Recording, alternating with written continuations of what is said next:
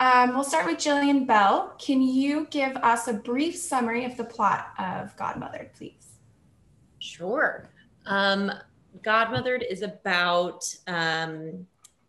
Eleanor, a fairy godmother in training, who believes that everybody still needs a fairy godmother. And so she comes to Earth looking for a little girl who wrote her a letter saying that she needs a fairy godmother. And she finds that the little girl is actually a grown-up, played by the lovely and brilliant Isla Fisher.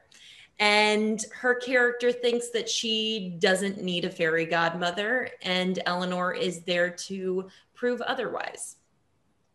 Great. So this is for all three of you. We'll just start with Jillian Bell again. Can you briefly describe the character that you play in the movie? I play Eleanor. She's a fairy godmother in training. She is optimistic, probably to a fault.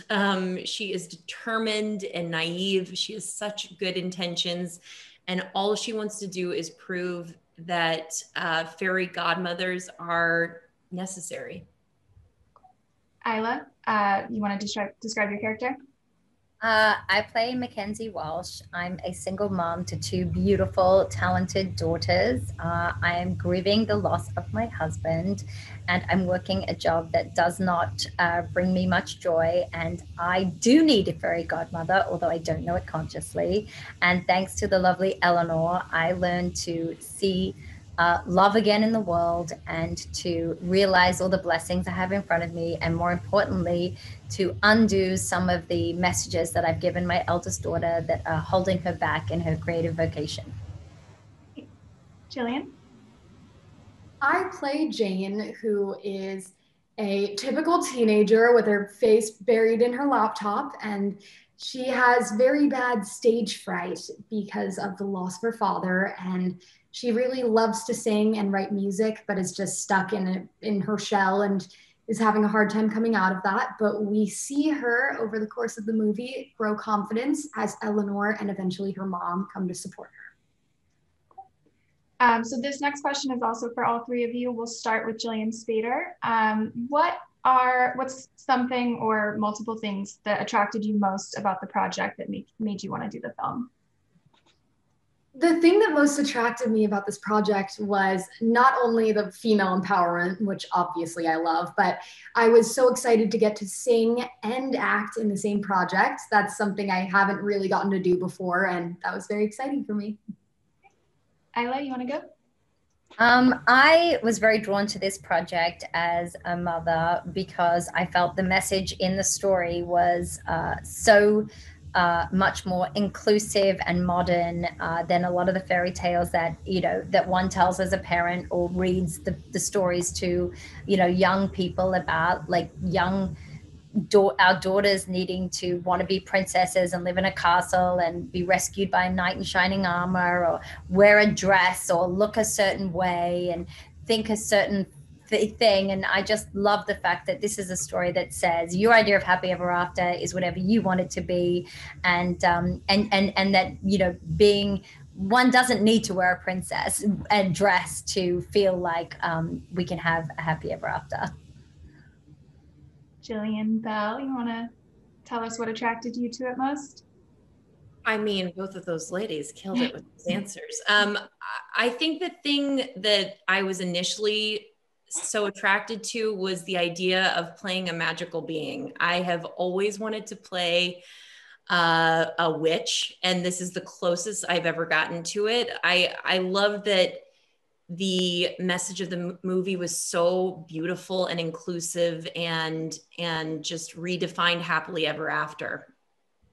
Great. So again, we'll go to all three of you. We'll start with Isla this time. What would happily ever after be for you? Happily ever after for me right now would be a vaccine that's available to all the vulnerable members of society, and also being around my family in person and getting to hug my nieces and nephews. Yeah. Great. Jillian Bell?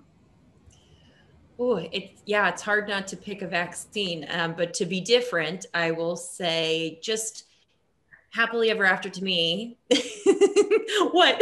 You want something different? Puppies. Oh, my dogs. Happily ever after to me would be having a life that is creatively fulfilling and peaceful and joyful, feeling loved and giving love to those around me. Jillian, Spaeder, you want to go? Ooh. Happily ever after for me would probably include a bucket of allergy meds so I can live in a room with 100 Pomeranians for the rest of my life and for everybody to wear their masks. That's awesome. So we kind of touched on this a little bit, but this will be my last question. If we could just kind of, you guys can all take it together, bounce off each other.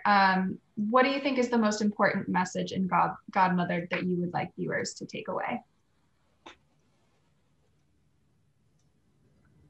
I mean, sorry.